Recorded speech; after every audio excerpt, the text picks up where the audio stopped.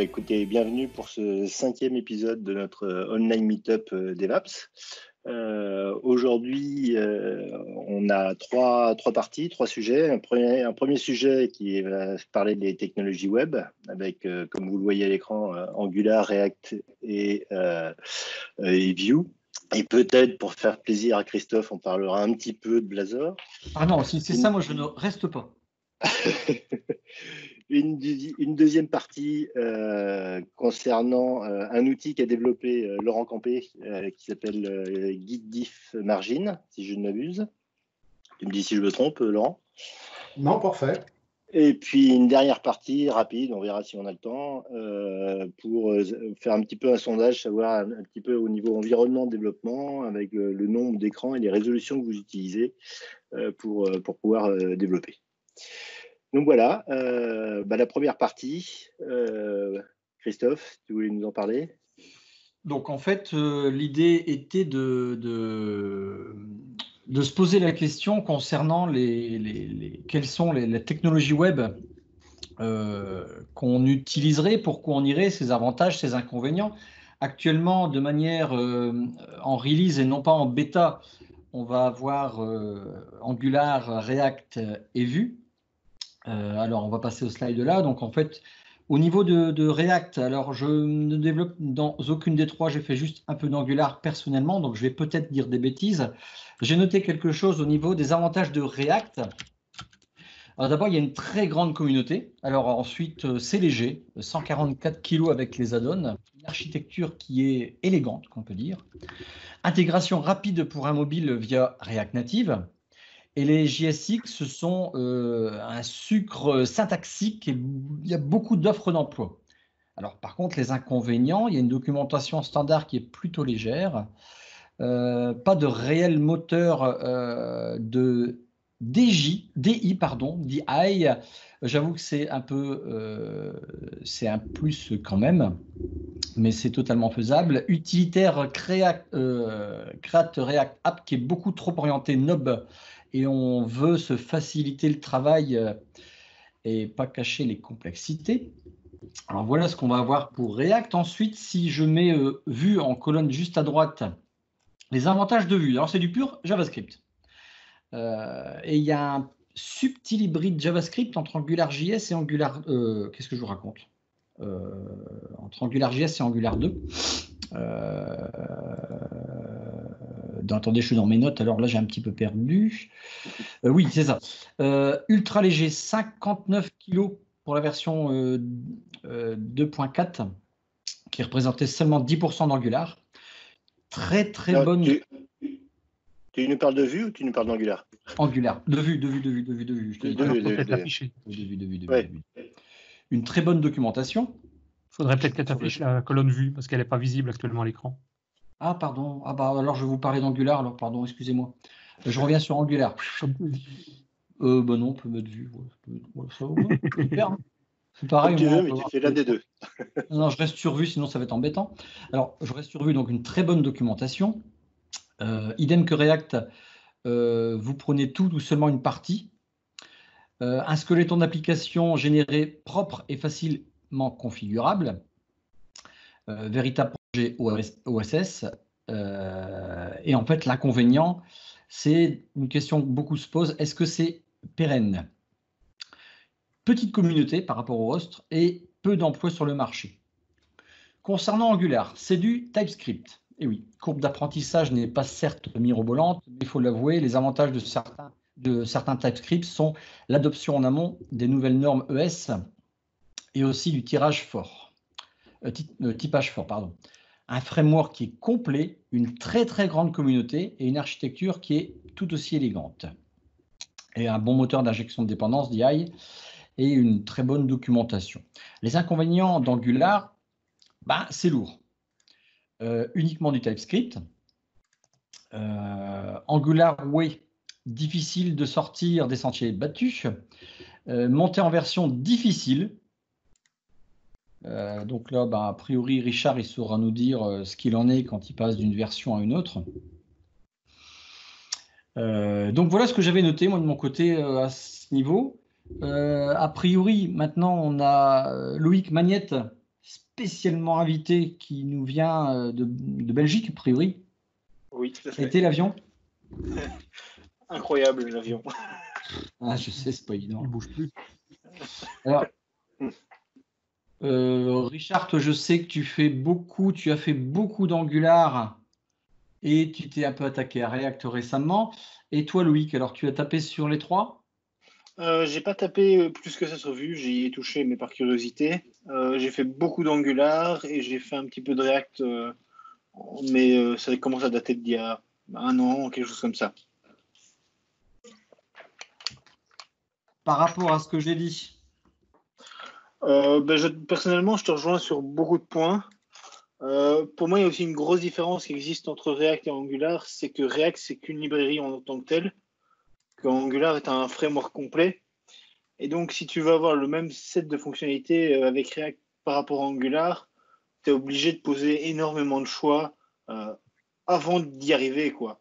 On parle de React, il y a beaucoup de gens qui vont parler de mettre d'autres composants à côté pour arriver en fait à un set de fonctionnalités proche de celui d'Angular. Et ça veut dire parfois faire beaucoup de choix. Et quand tu es face à une grosse entreprise qui veut mettre ça en place, elle va passer un certain temps à poser tous ses choix avant d'avoir un framework équivalent à Angular. Là où Angular, ok, il y a vraiment une prise d'opinion de la part de Google qui est derrière sur comment faire, mais on a aussi tous les outils qui sont à disposition. Et la mise à disposition du CLI de Angular est aussi une grosse facilité pour les développeurs, quoi. Richard, tu valides? Oui. Moi, je parle surtout de la part d'Angular, quoi, parce que c'est celui que je connais le mieux. Moi, je dirais, pour quelqu'un qui vient comme moi du milieu de développement Windows avec les Windows Forms, avec les applications WPF ou ce genre de choses, on est, j'allais dire, dans un milieu qui est à peu près équivalent.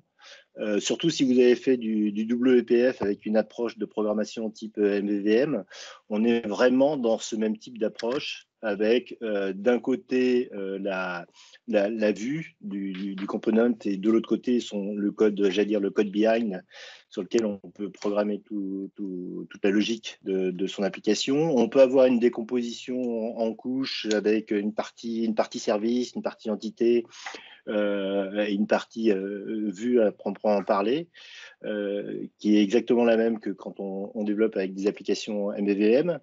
Et comme disait Loïc, surtout, le gros avantage, c'est qu'on peut faire une application complète avec Angular sans avoir à rajouter d'autres dependencies, d'autres bibliothèques externes. On peut ne pas se poser de questions. Et moi, j'aime bien, dans un premier temps, pas poser mes questions, et puis après, j'affine. Par exemple, tout ce qui est binding, bidirectionnel, que ce soit bidirectionnel ou unidirectionnel, ça existe. Tout ce qui est appel HTTP, on n'a pas besoin de rajouter une bibliothèque comme Axios ou ce genre de choses comme on a également le choix qui a été pris par Google d'utiliser TypeScript, et donc on a du code qui est beaucoup plus, j'allais dire, secure pour moi. On a un débugage qui est très simple. Avec version 9, c'est un petit peu plus lent maintenant. Enfin, je trouve que initialement, au moment du début du débugage, c'est un petit peu plus long, mais on peut très facilement faire des bonifications dans son code et voir tout de suite l'impact que ça donne sans avoir besoin de recompiler ou ce genre de choses. Il le fait automatiquement. Créer une application PWA, ça se fait en 2 secondes. Et on n'a pas à apprendre quelque chose comme Workbox, ce genre de choses qui est un petit peu compliqué. Alors, on ne peut pas faire tout ce qu'on veut, mais on fait 99% de ce qu'on veut faire pour une application PWA. Bref, on a tout un environnement qui est complet, qui est facile. La seule chose, moi, que j'aime pas dans Angular, qui est le choix qu'ils ont pris d'utiliser RxJS pour tout ce qui est asynchrone. Et RxJS, donc c'est une approche, au lieu d'avoir les approches avec les promises que peut en avoir par exemple avec React ou autre part, qui sont des approches relativement simples où on peut utiliser le async await de TypeScript. Avec Angular, on est obligé d'utiliser RxJS. Et là, il y a une courbe d'apprentissage qui est, à mon avis, n'est pas simple. Voilà. Et il y a des cas un petit peu complexes quand on veut faire plusieurs appels en parallèle, synchroniser les différents appels, etc., qui n'est pas très simple avec RxJS. Voilà. Il y avait un point aussi, mais je ne sais pas si c'est toujours d'application, mais il me semble, en ayant discuté une fois avec, ou assisté à une présentation, je ne sais plus, de Loïc, c'était concernant les licences. Je crois que la licence, mais dis-moi si je me trompe Loïc, la licence de React, donc Facebook, l'a modifiée entre-temps et est passée maintenant, je vois, une licence MIT, mais ça ne les gêne pas de temps en temps ce type de licence. Quoi. Dans l'historique des licences de React, ils étaient, je ne sais plus sur quel type de licence, et à un moment, en passant de version, ils sont passés à une licence complètement différente où ils avaient beaucoup plus de droits par rapport au code qui était écrit sur React et tout ça. Et à l'époque, ça avait fait un petit tollé dans la communauté React qui avait l'impression que ils avaient quelque chose d'open source et qu'il n'était plus vraiment, ou en tout cas Facebook avait des droits dedans et pouvait un petit peu bidouiller et ça leur plaisait pas. D'entre-temps, ils ont fait marche arrière et ils sont revenus sur une licence plus classique, mais ils l'ont déjà fait par le passé. Après, j'ai envie de dire, on est face à Facebook d'un côté, Google pour Angular. Faut pas se faire d'illusions, c'est une grosse boîte, ça garantit une certaine pérennité, mais ça veut dire aussi qu'il y a des risques par rapport à leur capacité aussi. Oui, c'est ça. Ils gèrent les produits quand même. C'est quand même des boîtes qui gèrent leurs produits pour leurs avantages en premier aussi, même si c'est de l'open source. Quoi. Ouais. Tout à fait. Petite parenthèse aussi, je pense, mais Richard peut peut-être me confirmer que majoritairement, Microsoft, eux, ils utilisent principalement React pour faire leur développement d'applications, notamment Office, si on veut faire des extensions dans Office Online, des choses pareilles. C'est globalement avec React que tous les exemples sont fournis. Bon, après, on peut utiliser ce qu'on veut, mais à la base, c'est surtout du React qui est utilisé. Teams aussi, je pense, développé en React. Ouais, il y a l'exemple bête et méchant qui est la UI Fabric, donc qui est la bibliothèque de composants visuels développés par Microsoft, qui l'utilise partout, donc dans Office, etc., qui n'existe que en React. Ouais. Il y avait des anciennes versions qui existent en JavaScript pur, mais ils ont arrêté d'ailleurs de faire le support et la maintenance de ça. Maintenant, effectivement, c'est que du React. Ouais. Et il y a un projet également chez Microsoft pour, alors là c'est plutôt pour du React Native, qui est le support des nouveaux contrôles de Windows 10 nativement à l'intérieur des applications React Native. Et ça, c'est que avec React. Bon, il y a une autre chose aussi qui pour moi, qui est fondamentale entre les deux, c'est que avec Angular, vous allez développer avec des classes en TypeScript. Alors qu'avec React, vous allez surtout développer avec des fonctions. C'est-à-dire qu'on est plus dans une approche JavaScript, où en JavaScript, tout est une fonction. Et React, alors avec React, on peut utiliser des classes, mais là, ils conseillent fortement quand même d'utiliser l'approche fonctionnelle, notamment pour tout ce qui est support des hooks. Et tous les hooks sont uniquement si on fait des functional components, quoi. En revanche, concernant Vue, je ne sais pas s'il y en a qui ont des expériences concernant Vue. Ou Vue, je ne sais pas. La seule personne que moi je connais qui fait du Vue, c'est ma femme. Depuis 2 ans, elle est là-dedans, tous les jours. Oui, mais, bon, elle est occupée, donc elle n'écoute pas, elle ne pourrait pas donner son avis, mais elle ne fait que ça depuis 2 ans. Et elle glorifie Vue.js. Pardon ? Elle glorifie un petit peu Vue.js. Ah. Ouais. Moi, je sais qu'on a un de nos gros clients qui a des applications, mais qui date déjà d'il y a plus de 10 ans et qui essaie de migrer vers des nouvelles technologies. Et ils ont envisagé Vue.js parce que c'était très léger, ça permettait de migrer que partiellement l'application et pas devoir tout écrire tout un front-end. Je ne sais pas s'ils ont évolué sur leur analyse là-dessus, mais ils avaient envisagé pour cette facilité qu'offrait Vue.js et qui n'est pas nécessairement présente dans Angular ou dans React, en fait. Je suis aussi sur un projet en Vue, là-haut. On a un front-end écrit en Vue, plus une autre lib par-dessus, je crois que c'est Vuex ou un truc comme ça. Bon, ça m'a un peu cassé les couilles de bosser là-dessus, parce que moi, j'y connaissais rien. Mais je rejoins ce qu'a écrit Christophe en disant que c'était vraiment facile à apprendre, parce qu'en fait, en en quelques heures. Bon, en ayant des connaissances quand même, data binding, MVVM et ces trucs comme ça. Franchement, en quelques heures, ouais, je googlais les trucs et j'étais opérationnel pour faire des Quelques choses. heures. Ouais. Enfin, je veux dire, tu vois, tu as la base de code programmée en n'importe comment, et puis tu regardes un peu, tu cherches la doc, ça c'est quoi, etc. Et au bout de quelques heures, voilà, j'avais mon prototype plus ou moins intégré à la Crado dedans. Bon, après, il y a des trucs que j'aime pas trop non plus, style le data binding. Ils font un peu, ça ressemble à du HTML, mais il y a des trucs rajoutés. Donc la syntaxe, c'est un peu dégueu parfois, quoi. Bon. Mais si je dis pas de bêtises, la syntaxe de Vue est très proche de celle d'AngularJS en son temps parce que le créateur Evan You est un ex-développeur Google qui était très fan de ce qui était fait dans AngularJS, mais qui trouvait ça un peu trop lourd et s'en est inspiré pour créer Vue, qui est une espèce de AngularJS, Angular allégé, et ce qui explique typiquement ce que tu décris avec de la syntaxe un petit peu dégueu dans du HTML, qui est beaucoup moins présente dans du Angular tel qu'on l'a aujourd'hui, quoi. Ah, ok, ouais. Bah, enfin, moi, perso, JavaScript, j'y connais presque rien.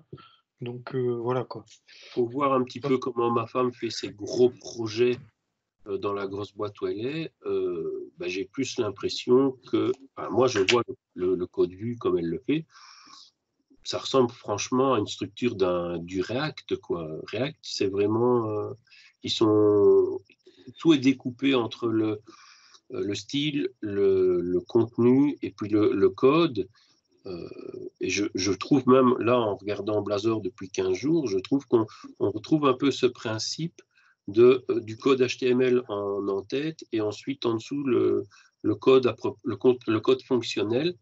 Et quand je la vois faire son code, ben, c'est un peu le même principe. Et dans le React que j'ai vu souvent passer dernièrement, on est aussi dans ce genre-là d'avoir le code de rendu au-dessus, le code fonctionnel en dessous. Est-ce que finalement, on ne se retrouverait pas un peu à avoir des frameworks qui veulent faire tous la même chose et on se rapproche sur le même mode de fonctionnement, à part Angular, où lui, Angular, c'est partout dans des fichiers, c'est bien distinct. Alors, juste petite précision, Angular ne force pas à séparer dans les fichiers bien distincts. Il y a moyen de mettre le CSS ainsi que le HTML directement dans le composant Angular. C'est pas recommandé parce que le standard fait qu'on les sépare dans les fichiers, mais c'est tout à fait possible de le faire comme ça. Moi, ce que j'aime pas particulièrement chez React, c'est justement d'avoir ce JSX où j'ai l'impression de faire des prints de mon HTML au travers de mon JSX. Et je trouve ça parfois, j'ai l'impression parfois de mélanger un petit peu le code fonctionnel et le HTML, le rendu, ce que j'ai pas comme sentiment avec Angular, où je trouve ça plus séparé, si c'est fait proprement en tout cas. Là-dessus, je te rejoins. Moi, je suis plutôt adepte d'avoir une séparation entre le rendu, le code fonctionnel et le code. Après, au niveau de la maintenance, à voir quelle est la lourdeur que ça peut engager. Personnellement, je peux parler d'une petite remarque là sur React. Moi, j'ai obtenu des séparations avec les templates, ça marche bien. Hein. Mm-hmm. Et on a vraiment l'impression d'avoir les vues d'un côté et d'avoir le fonctionnel de l'autre. Oui, et en plus, j'allais dire, l'IntelliSense dans VS Code marche presque mieux qu'avec Angular. Dans le chat, je vous invite à checker le forms qui apparaît pour faire un petit sondage de ce que vous utilisez entre les 3 technos présentés. Voire les 4, puisqu'on va peut-être un petit peu abréger la conversation. Qu'est-ce que tu en penses, Richard? Là, il va être un peu l'heure. Oui, je voulais juste rajouter une chose qui est importante surtout entre Angular et avec React, c'est que React est vraiment proche, j'allais dire, du DOM traditionnel, alors que Angular crée son propre virtual DOM. Et l'inconvénient derrière, c'est que si on veut utiliser des bibliothèques JavaScript qui existent déjà, des bêtes de bibliothèques JavaScript, l'intégration dans Angular se fait pas forcément facilement. Et si je peux juste rajouter un tout petit truc, on parlait tout à l'heure de migration entre versions. Pour en avoir fait quelques-unes maintenant sur Angular, Les plus difficiles ont été pour moi de 5 à 6. Et à partir de 6, c'est devenu de plus en plus simple. Il y a quelques mois, j'ai migré de Angular 8 à Angular 9, une application d'une taille certaine pour un client. Et ça s'est quasi fait sans difficulté. J'ai envie de dire, la première fois, ça m'a presque pris 2 jours. La dernière fois, ça m'a pris maximum une demi-journée. Donc, ça devient de plus en plus facile. Et je pense que c'est aussi lié aux améliorations qu'ils ont fait dans le CLI de Angular. Ouais, sachant qu'il faut vraiment les suivre au plus près, c'est-à-dire que là, c'est la version 9. Si vous êtes en version 7, passez à la version 8 et à la version 9 assez rapidement, quoi. Oui, tout à fait. Je voulais juste rajouter un dernier petit point par rapport à ce que Loïc a dit tout à l'heure. Il faut savoir que pour React et Vue, il existe quand même ce qu'on appelle des frameworks que vous pouvez utiliser, notamment pour React, on a Next.js, qui permettent en fait de pouvoir commencer un projet avec déjà beaucoup de bases intégrées, plutôt que de devoir rajouter tout personnellement. Je mettrai simplement les liens dans Slack pour Next et pour Vue.js, Marc m'a présenté hier Quasar, qui vient de mettre le lien d'ailleurs dans le chat. Tout à fait. Ok. Bon, je pense qu'on pourrait continuer pendant des heures sur ce sujet-là. C'est un sujet-là. Justement, maintenant, je vous ai affiché la colonne un petit peu de comparaison avec Blazor qui est sorti il y a plusieurs mois en version serveur. Là, on va parler de Blazor WebAssembly. Donc, normalement, c'était dans les prochaines semaines qui seraient en release. Je vous invite à acheter un petit coup d'œil. Le prochain DevApps podcast qui va être consacré à Blazor, on en avait déjà fait un, mais là on va un peu reparler de l'étendue de tout ce que fait Blazor, pas que WebAssembly ou serveur, il y a aussi plein d'autres choses. Donc là actuellement, je ne sais pas si vous avez vu les résultats du sondage à l'heure actuelle, vous êtes 11 sur Angular, 6 sur React, 2 sur Vue et 3 sur Blazor. Je veux dire, autre pour moi, c'est forcément Blazor, parce que je ne vois pas ce qu'il peut y avoir d'autre comme framework intéressant. Moi, personnellement, je vais juste finir un truc, je l'ai peut-être déjà dit dans le podcast de Blazor. Sur ce que j'avais aimé à Angular, j'avais pu faire un petit truc vraiment sympa. C'est que j'avais mis le projet en pause et en revenant 3 mois après, je ne comprenais plus rien. À l'instar de Blazor, je peux le mettre 3 mois en pause, je reviens, ça reste toujours mon C# que je connais. Ça, c'est une grande différence pour moi. Bref. Écoute, Richard, je te laisse la parole pour la suite. Oui, on va passer à tout à fait autre chose. Et cette fois, on va accueillir Laurent Campé, qui est là depuis pratiquement le début, qui va nous parler de son outil GitDiff Margin. Pardon. Tu vas peut-être reprendre la main au niveau de la présentation, Laurent? Ouais, je vais faire ça, ouais. Voilà, normalement, vous devez voir mon écran. Waouh! Le beau gosse, il y a le beau gosse. Merci. Ouais, donc, bonjour tout le monde. Je vais vous présenter un outil que j'ai développé.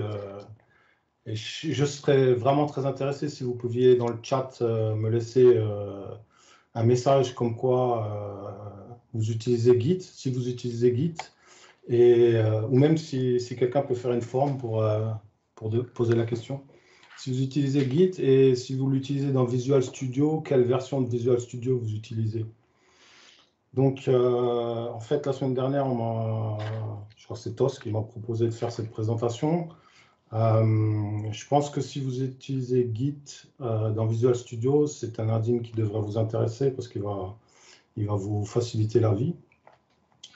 Donc, pardon? J'ai hâte de savoir, il comble quel manque? Je vais t'expliquer ça dans quelques secondes. Tout d'abord, donc, un peu à propos de moi. Donc, je suis un fan de .NET et de C# depuis avant la première release. Donc, je suis un vieux de la vieille comme Richard, en fait, dans ce domaine. Sauf que lui, à l'époque, c'était VB, il me semble. Je suis un ingénieur en génie logiciel et le team lead dans une entreprise suisse à Zurich qui s'appelle Innoveo, qui produit un logiciel de ce qu'on appelle du no-code plateforme, une plateforme no-code qui permet de faire des applications web à des gens au départ de l'assurance qui n'ont aucune compétence technique. J'ai été aussi pour les anciens le founder de TechEd Browser, qui est un portail sur .NET pendant 14 ans en français. Mes slides sont en anglais parce que en fait, je poste sur mon blog laurentcampé.com en anglais mes présentations. Mais j'espère que ce n'est pas un problème. Et j'étais aussi pendant 10 ans Microsoft MVP en C# et ASP.NET. C'est là que j'ai rencontré Richard, je crois en 2003, au MVP Summit à Redmond. Donc, vous pouvez me suivre sur mon blog, laurentcampé.com, ou sur Twitter, Laurent Campé aussi, ou GitHub.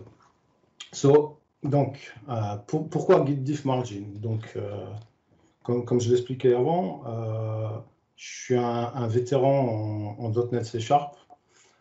Ça fait des années que je programme dans ce langage. J'ai aussi fait j'ai utilisé d'autres langages comme du Java. Et très tôt, j'ai utilisé un outil d'une entreprise que j'adore parce que je pense que c'est une entreprise qui comprend très bien la problématique du développement logiciel, des problèmes que les développeurs rencontrent face à du code, face à tous les outils dont on a besoin pour écrire des applications de façon professionnelle. Donc très tôt, j'ai utilisé, même avant la version 1, ReSharper. Et comme je disais, je suis vraiment amoureux de tous leurs outils. À un moment dans ma carrière, comme j'ai dit, j'ai dû faire du développement Java. Et donc ça s'est passé au sein toujours de l'entreprise Innoveo. Et donc j'ai pris de l'influence auprès de la compagnie pour que tout le team qui faisait du Java migre depuis, je ne sais plus maintenant comment ça s'appelle, Eclipse sur IntelliJ IDEA, qui est un environnement de développement focalisé sur Java au départ, aussi délivré par JetBrains. Donc après quelques temps de développement en Java, je suis retourné sur .NET et C#, et je me suis retrouvé dans Visual Studio. Et il y a un manque d'outils, un manque d'outils, et plus particulièrement des outils Git que j'ai ressenti. Et donc, c'est pour ça que j'ai décidé en fait de créer Git Diff Margin comme un projet open source et une extension Visual Studio. À l'époque, je ne sais plus ce que c'était, 2012, oui. Visual Studio 2012. Donc ça c'est le pourquoi. Donc j'espère que je réponds à ta question, Tos. Maintenant, la problématique de ce que ça adresse, voilà les fonctionnalités principales. Donc les fonctionnalités principales, c'est de pouvoir voir les changements qu'on fait dans le code sur la margin de gauche, comme on le voit là, avec le rectangle bleu, le triangle rouge, et sur la scroll bar de droite aussi, on va pouvoir voir aussi que là, un peu plus bas, j'ai un autre change. Qu'est-ce que ça me permet de faire? Ça me permet de naviguer entre ces différents points de changement que j'ai eu dans mon code, vers l'ancien, vers le nouveau. Ça me permet de faire un undo d'un changement que j'ai fait dans le code. Ça me permet aussi de lancer le Visual Studio Diff window. Donc, si vous utilisez, je pense que les outils de versionning dans Visual Studio vous permettent de voir les changes aussi. Donc, que ce soit Git ou, je sais pas, SVN ou des choses comme ça, ça doit supporter ça. Ça me permet aussi de naviguer, dans notre entreprise, j'ai mis en place le système de review de code par pull request dans GitHub. Et en fait, l'approche qu'on a, c'est on fait une partie de la review sur le site web de GitHub. Mais ce qui manque, c'est toute la navigation dans le code et ce genre de choses. Donc, c'est sympa de l'avoir dans l'IDE comme Visual Studio. Donc, en fait, ce qu'on a créé, c'est une petite macro, enfin un alias Git qui nous permet de taper Git review dans une command line et en fait qui va nous lister tous les changes et qui va nous montrer tous les changements dans Visual Studio sous cette forme et qui nous permet de naviguer dans Visual Studio assez facilement comme ça. Sinon, donc ça permet de naviguer vers les différents changes en utilisant des shortcuts. Ça supporte le zoom de Visual Studio. Ça, vous verrez dans la démo, les différents thèmes, noir et blanc, enfin noir, light et blue. Et ça supporte 2019, 2017, 2015, 2013 et 2012. Là, je serais vraiment intéressé de savoir s'il y a des gens dans l'audience qui utilisent encore 2013 et 2012, parce que c'est vraiment une peine à maintenir. Et je pense l'abandonner pour une des prochaines releases. Donc, si vous pouvez me laisser encore un petit message dans le chat, ça serait super sympa. Merci. Donc, ça, c'est au niveau des capacités de l'outil. Donc, l'outil, c'est peut-être un gros mot, hein, c'est juste une extension Visual Studio. Donc, je vais vous faire une petite démo. Donc, pour ça, en fait, on voit que je suis dans une branche. Donc, je vais utiliser le source code de GitDiff pour vous faire une démo de GitDiff, ce qui est assez sympa. Donc, en fait, je suis dans une branche de mon projet GitDiff Margin. Je vois que j'ai 6 changements et j'ai modifié 6 fichiers. Donc, ça, c'est depuis le shell. Maintenant, c'est pour donner le contexte. Si je vais dans Visual Studio maintenant, alors c'est peut-être un peu petit pour vous. Oui. Mais, ouais, là, je sais, là, je ne peux rien faire sur ce côté, je suis désolé, à part lancer le magnifier. Ouais, non, laisse tomber. OK. Enfin bon. Donc là, en fait, j'ai juste filtré ma solution par les fichiers qui ont été modifiés dans ma session de travail. Donc, je vois que j'ai du C#, mais j'ai aussi du XAML. L'outil supporte aussi tout, en fait, devrait supporter tous les fichiers, tous les types de fichiers que vous pouvez ouvrir dans un éditeur au format texte dans Visual Studio. Donc, si vous faites du JavaScript, du Blazor, s'il y en a qui font ça. Beaucoup. Je n'entends qu'un, moi. Je représente une communauté. Ah, ok, super. Et donc, voilà, donc l'outil, en fait, quand on zoome, il se représente comme ça, quoi. Donc là, on va voir que j'ai fait un changement sur cette ligne 173. Je vais le voir aussi, c'est peut-être aussi un peu petit pour vous sur le côté droit, là, dans la barre. Mais là, d'ici, je suis capable de voir, j'ai changé cette ligne. Et cette représentation, elle est en bleu. Cette couleur, je peux la changer à travers les options de Visual Studio. Je vais vous montrer ça. Et en fait, je suis capable de cliquer dessus et de voir en fait quel était l'état de mon code avant que je change cette ligne. Alors, il y a des possibles améliorations à fournir, comme montrer qu'en fait, c'est vraiment cette partie-là. Parce que là, j'ai à le faire à l'œil, quoi. En fait, ce que me permet GitDiff, c'est vraiment de voir, j'ai changé cette ligne, c'est bleu, donc je l'ai changé. Je peux voir le code qui était présent avant. Je peux aller, je peux aller copier la partie qui m'intéresse dans le clipboard, aller la recoller ici. Vous voyez que quand je fais ça, en fait, le changement, il a disparu parce que j'ai mis l'ancien code. Donc, en fait, il n'y a plus de changement maintenant pour Git. Si je fais un CTRL-Z pour faire un undo, je reviens dans mon changement. Le rectangle bleu réapparaît pour me dire que j'ai fait un changement. Ce que je suis capable de faire aussi, c'est de dire, je peux double-cliquer sur ce rectangle. Ça va me lancer le diff de Visual Studio. Donc là, je vois vraiment côte à côte mon fichier, la ligne où je suis, et je vois un peu plus précisément, ah tiens, c'est transparente qui a été changée en blue. Ce que je vais pouvoir faire aussi, c'est copier l'ancien contenu dans le clipboard. Donc maintenant, si je fais un copier-coller, j'ai l'ancienne ligne. Et ce que je peux faire aussi, donc ça, l'undo, j'en ai parlé, mais je peux naviguer aussi sur le prochain change. Et cette navigation, imaginons que je suis là et je veux aller sur la prochaine occurrence d'un changement de code. J'ai un shortcut sur lequel je vais pouvoir naviguer.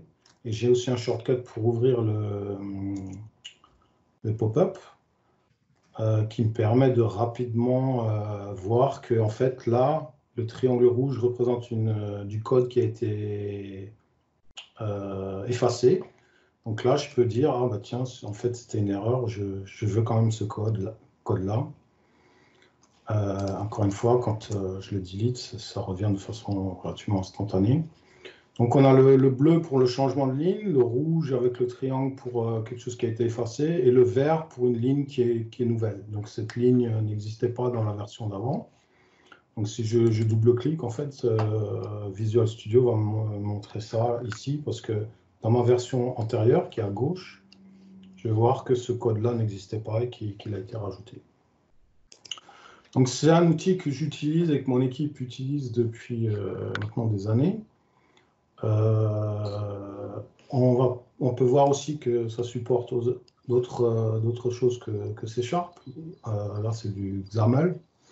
La partie view de l'ADIN est faite en XAML et du WPF, vu que en fait, les extensions Visual Studio ont besoin de ça, de WinForm, il me semble encore.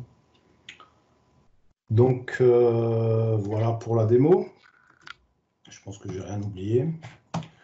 Sinon, au niveau de comment je construis Git diff margin, donc le source code, comme j'ai dit, c'est une extension qui est complètement open source. Donc, vous y avez accès sur mon GitHub, Laurent Campé, Git diff margin. C'est un projet ouvert. Il y a toute la description de comment faire, de contribuer, comment faire une build, etc., etc. La Continuous Integration utilise Azure DevOps. Donc ça, je crois que je n'ai pas ouvert le lien, mais bon, c'est pas grave. Et le process pour publier une release utilise aussi Azure DevOps. Et me permet de, quand j'ai une release de prêt, de le publier directement sur le Visual Studio Marketplace ou sur Chocolatey, qui est un outil que j'utilise beaucoup quand je veux réinstaller ma machine ou mettre à jour mes outils. Donc le Marketplace, vous allez retrouver Git diff margin sur le Marketplace. Donc vous pouvez l'installer aussi directement depuis Visual Studio quand vous cherchez Git diff margin. Ou sur Chocolatey pour l'installer en mode headless sur une machine Windows, qui est très pratique. Voilà, un peu de stats. Donc le premier commit, il date il y a un paquet d'années, quoi. Le 30 mai 2012. Ça ne nous rajeunit pas, Richard. Hein. Ouais. Et la première release, elle a été faite presque un an après, parce qu'en fait, à cette époque-là, il y avait très peu de documentation à propos des extensions de Visual Studio, ou alors j'étais pas doué pour trouver ça sur le web, je ne sais pas. Mais en tout cas, j'ai eu vraiment pas mal de problèmes pour implémenter cet outil au début. L'extension est toujours compatible avec les versions? Tu parlais de Visual Studio 2012, 2013, etc. Ouais, au jour d'aujourd'hui, elle est compatible de 2012 à 2019. 2012, pour tester la compatibilité, tu es obligé du coup d'avoir des anciennes versions, enfin, ou des machines virtuelles qui ont les anciennes versions de Visual Studio alors? En théorie. Je ne les teste pas toutes, c'est trop de boulot. Dans mon temps libre, je n'ai pas tout le temps de faire ça. Mais c'est pour ça que je pense que 2012-2013, je n'ai pas eu de personnes qui se sont plaintes, donc j'imagine qu'elles ne sont plus trop utilisées, donc, mais à voir. Ce qui est un peu dommage, je trouve, dans le Marketplace, c'est qu'on a des stats, comme là, je sais qu'il y a 107 000 installations de Git diff margin qui ont été faites. Mais je ne peux pas dire, ben, tiens, il y en a 10 000 sur la version 2012 de Visual Studio. Ils ne te fournissent pas ce genre de statistiques. C'est à toi d'implémenter quelque chose dans ton ADIN pour faire ce genre de choses. Donc ça, c'est vraiment un peu dommage. Sinon, donc, il y a 10 contributeurs depuis le début. Je pense qu'on peut voir ça là. Alors, bien sûr, je suis le mainteneur et celui qui a créé l'ADIN. Sam est quelqu'un qui m'a beaucoup aidé au début, qui a une bonne connaissance des ADIN Visual Studio, qui d'ailleurs a été débauché par Microsoft et travaille sur Visual Studio maintenant. Sinon, il y a quelques autres personnes qui ont fait quelques petites changes qui étaient bien sympas, dont James, qui est l'auteur de testdriven.net, si vous connaissez Stadin, qui est fort connu normalement. Donc, comme j'ai dit, il y a 107 000 installations, 203 étoiles sur GitHub, et en moyenne, sur le marketplace, il y a 4,9. Ça, vous ne le voyez pas, c'est dans les stats auxquels moi j'ai accès. Mais 4,9 sur 5 sur le marketplace. Donc ça, c'est pour le stade du projet. Ouais. Ouais, il y a juste une chose là. Je vais remettre là, le lien là pour le sondage. Il y a Denis qui en temps réel les crée les sondages là. Donc il y a le sondage où on peut dire si on utilise Git, quel outil, Visual Studio ou ce genre de choses quoi. Génial, merci. Voilà. Bon, merci. Et si vous utilisez Git Diffmargin et que vous l'aimez, vous pouvez devenir sponsor sur GitHub. C'est toujours apprécié. C'est pas grand-chose. Mais sinon, le minimum, c'est de mettre une étoile sur le marketplace avec une petite remarque ou sur GitHub. C'est toujours bien apprécié. Moi, j'ai juste une petite question. La différence, elle se fait uniquement avec ton repository. Je vais peut-être dire une grosse connerie, parce que je suis vraiment pas spécialiste de Git. Avec ton repository local, pas par rapport au... Oui, alors, bonne question. En fait, Git marche de façon décentralisée. C'était d'ailleurs, c'est pour ça que je suis allé sur Git, moi, à l'époque, parce que dans mon entreprise, en fait, j'ai 2 heures de trajet à l'aller et 2 heures de trajet au retour, dont 1h10 de train, dans lequel je commence à travailler, ou je continue à travailler en revenant. Et à l'époque, on utilisait SVN, qui te permet que de travailler de façon centralisée avec un serveur. Donc, à chaque fois que je voulais créer une branche, il fallait que je me connecte au serveur à travers mon téléphone ou quelque chose comme ça. Et à l'époque, c'était vraiment pas super, les réseaux téléphoniques. Et donc, en fait, j'ai commencé à utiliser une extension de Git qui se mettait devant SVN, qui me permettait d'avoir un repository Git local. Et donc là, Git Diffmargin, il marche exactement comme ça. Il marche avec les changements que tu fais en local. Quand je vais sauver une version et que je vais même si quand tu fais un commit d'un changement, donc le changement va disparaître. Si le fichier a été commité, ce changement va disparaître. Donc, je peux montrer ça.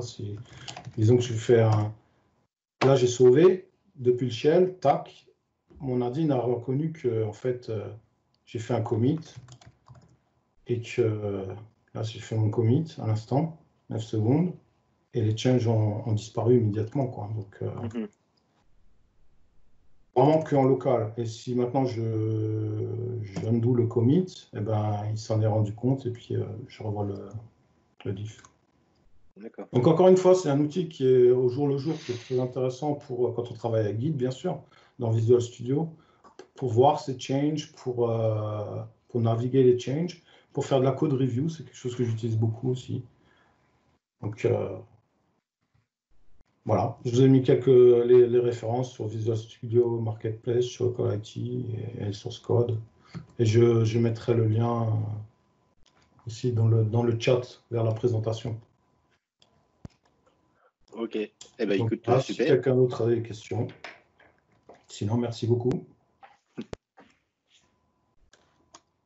Quelqu'un a une question ou... Bon, bah écoute, merci pour ta présentation. Moi, c'est vrai que je connaissais l'outil au début quand tu l'avais lancé, et moi depuis, j'ai honte, je l'ai pas réinstallé. Donc, je vais faire ça pour voir. C'est vrai que c'est pratique. T'inquiète, même mon frère est dans le même cas, donc. Ouais, bah lui avec ses kangourous. Hello. Que pareil pour moi que je l'avais utilisé les premières versions, mais que par après je n'ai plus utilisé en fait. C'est même quelque chose auquel je ne fais même plus attention, les lignes changées, les lignes ajoutées et supprimées dans le code. Je pense que c'est peut-être à la manière du fait que je fais très peu de gros fichiers contenant vraiment énormément de lignes de code. Et du coup, je pense que l'outil est vraiment adapté quand tu as plus de 100 lignes de code Je suis souvent avec des fichiers avec 30, 40 lignes, du coup, c'est pas quelque chose qui m'a incité à réinstaller l'extension. Non, mais c'est vrai que si tu as plusieurs fichiers et que tu fais plusieurs modifications à gauche à droite, c'est vrai que c'est intéressant quand tu reviens dessus. Moi, j'ai une mémoire de crapaud, donc quand je reviens dessus. Ouais, voilà, c'est ça. Je me souviens plus de ce que j'ai modifié. Moi, c'est pareil. C'est pas que j'ai des gros fichiers, mais c'est vrai que bon, c'était focalisé sur un seul fichier. Peut-être que c'est pas très intéressant. Après, c'est vrai que nous, on essaie de grouper les commits qu'on fait sur des petits sets. Et c'est bien intéressant de regarder ce que tu as changé pour écrire ton commit message, etc. Après, il faut dire aussi une chose, c'est que j'ai passé énormément de temps dans Rider. Et de ce fait-là, Rider l'a déjà en natif. Et je ne fais absolument plus attention, quoi. Quand on dit Rider vient de ReSharper et d'IntelliJ. Et c'est exactement de là que j'ai pris l'idée, en fait. C'est après mon tour chez Java que j'ai pris cette idée parce qu'ils avaient cette idée de margin dans IntelliJ et dans Rider, effectivement. Il faudra un jour qu'on parle de ReSharper parce que c'est vrai que c'est un outil qui devrait être même avec les toutes dernières versions de Visual Studio qui est vraiment indispensable pour développer. Je l'utilise au quotidien. Je trouve que si tu souhaites effectivement ralentir les performances de ta machine, c'est un très très bon outil. Ça c'est un des gros arguments de beaucoup de gens. Ouais, moi je ne le vois pas. Dire que je ne me vois pas développer sans. Je pense qu'il y a beaucoup de gens qui utilisent 2-3% de cet outil et qui réalisent pas la puissance de l'outil pour tout ce qui est refactoring, pour tout ce qui est templating, génération de code, etc. et navigation dans le code, où Visual Studio est à des années-lumière. Pour le templating, par exemple, les templates de Blazor ne sont pas bons dans la dernière version, notamment la balise code qui est avec une majuscule. Ensuite, j'ai été pas mal dans les options et là, j'ai des soucis avec les tooltips de ReSharper qui soit s'affichent, soit ne s'affichent pas, soit elle casse celle de Visual Studio où je n'ai plus de coloration dedans, je n'ai plus les icônes, tu vois, ils ont beaucoup de problèmes malgré tout. Je ne dis pas que c'est un outil parfait, c'est un bout de soft, hein, comme tout le monde, ils font des bugs. Hein. Mais pour moi, c'est incomparable Visual Studio avec ou sans, quoi. Même, je suis prêt à payer le peu de différence de Maintenant, pour travailler avec les deux, lorsque je veux aller vite, je vais être honnête, je prends Rider. C'est fou, je prends Rider parce que Rider est plus véloce. Quand je veux avoir un éditeur qui démarre vite, que je veux ouvrir rapidement mes fichiers avec un support ReSharper rapide, ben je prends Rider. Bien. Eh ben, écoutez, merci Laurent. Il nous reste 4 minutes, si je ne m'abuse, pour aujourd'hui. Donc le dernier petit point qu'on voulait aborder, donc c'est notre partie open bar. C'est savoir un petit peu quels étaient le nombre d'écrans et les tailles d'écran, les résolutions que vous utilisiez pour faire vos développements. Moi, ça m'amuse toujours de voir des développeurs qui sont là sur leur machine 15 pouces, voire 13 pouces plutôt, qui arrivent à développer dessus. Alors, c'est peut-être parce que, comme disait Laurent, moi, je commence à me faire vieux, j'ai les petits yeux, etc. Mais je t'interromps, j'avais une question à ce niveau-là. Tu as quelle résolution d'écran, non, quelle taille d'écran tu as, Laurent, pour parce que là, moi, sur mon écran normal, je ne voyais pas les pixels. Hein, ah oui, c'est du 3840 par 2160. Oui, mais en taille d'écran, c'est un combien de pouces? C'est un, je ne sais pas combien de pouces. Oui, tu es en 4K. Je ne vais pas dire de conneries. C'est en 4K, mais c'est un écran qui doit faire... Fait la pièce, quoi. Mais c'est parce que tu es en 4K qu'on a vu tout petit. Ouais. Ok. Ouais. Son écran est plus grand que notre télé, en fait. Il y en a un, je ne sais pas si vous avez vu, c'est Patrick Smakia qui lui s'est acheté la version, le dernier écran de Samsung là, qui fait, je sais pas, qui fait la taille de mes 3 écrans 27 pouces réunis. J'ai un client qui l'a. Qui est arrondi là. C'est fou. Même sur TeamViewer, pas large. Ouais. Celui que j'ai, c'est un peu ça.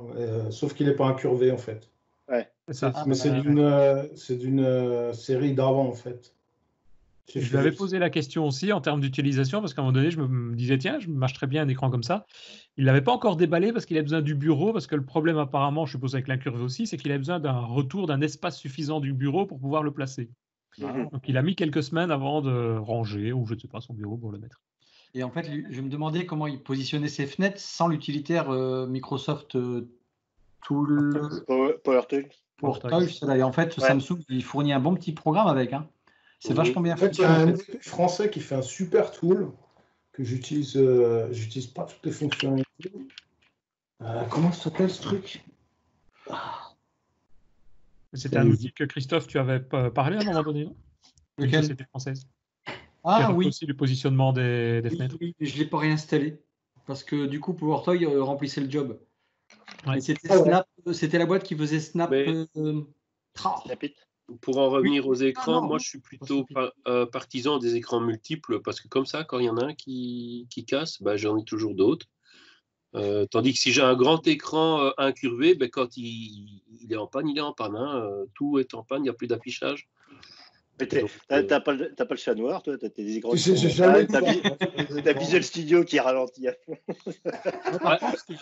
Alors l'autre avantage aussi, c'est que moi j'en ai plusieurs et j'en ai pris que je peux mettre à la verticale pour quand je dois regarder des fichiers de code, c'est quelque chose que je trouve très pratique quand on est développeur.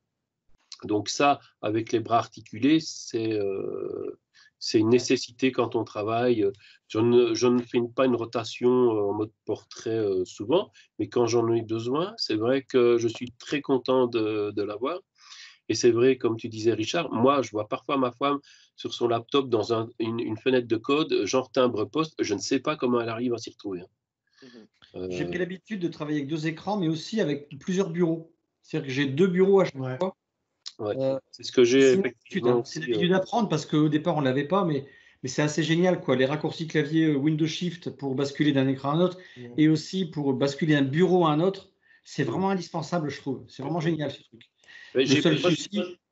J'ai l'habitude du monde Linux, donc j'avais déjà. Le seul souci des bureaux, c'est que les icônes ne sont pas personnalisées. Voilà. Mais ce que j'apprécie quand même, c'est que tu peux avoir des applications sur un autre bureau et lorsqu'une notification apparaît, l'icône apparaît dans la barre des tâches sur le bureau sur lequel tu te trouves. Oui. Et le fait de cliquer te fait switcher de bureau automatiquement. J'ai retrouvé l'application, j'ai envoyé le lien, ça s'appelle Aquasnap. C'est vraiment sympa. Et puis, il fournit une licence gratuite pour les MVP. Tout à fait. C'est vrai que PowerPoint, il n'y a pas un sondage, Denis? Il n'y a pas un sondage pour ça, pour les tailles d'écran? Je ne vais pas préparer de sondage. Tu fais quoi, Denis? Je sais pas. Je fais ce qu'on me demande, moi. Alors, les sondages, on les remettra dans le Slack. On les remettra dans le Slack au niveau du channel. On a toutes les réponses et donc on partagera les... Et petite question, sur vos écrans, vous préférez des fréquences classiques ou des plus hautes fréquences? En classique, moi, j'ai jamais changé les fréquences. J'ai jamais changé les... Oui, je ne me pose ce changement. C'est une bonne question. Pourquoi tu poses cette question?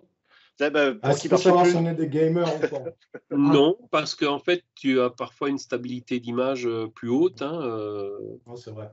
Ça, ton image est quand même comme elle rafraîchit beaucoup plus souvent, donc tu as une stabilité plus grande et je pense qu'on doit avoir une fatigue des yeux moins évidente, mais vu le nombre d'années qu'on fait tous du code, sans plus. Il y a 59 Hz, moi. Oui, les 60 en fait. Pourquoi 59? Pour rejoindre ce que disait Benjamin, j'ai une connaissance qui lie à un widescreen. Alors, c'est pas du 32/9e, c'est du 26/9e, je pense. Et qui, effectivement, à côté, utilise un second écran en mode portrait. Et je trouvais l'idée, quand j'ai vu son bureau, je trouvais vraiment l'idée pas mal. parce qu'effectivement, il a son écran plus large pour lui de travailler et son écran portrait pour tout ce qui est documents, etc. Et je trouvais l'idée assez sympa. Moi, en portrait, j'ai déjà utilisé, j'avais ça sur mon ancien écran, où on pouvait effectivement, comme tu disais Benjamin, le mettre en vertical. Et quand on est dans Word, par exemple, pour faire des analyses et qu'on passe une journée dessus, on se retrouve avec une vraie feuille A4. Ouais, voilà, un document, des documents PDF à lire. Ouais.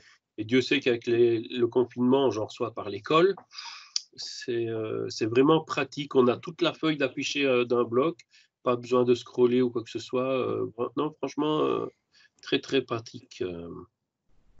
Bon, écoutez, on va peut-être s'arrêter là sur cette note positive.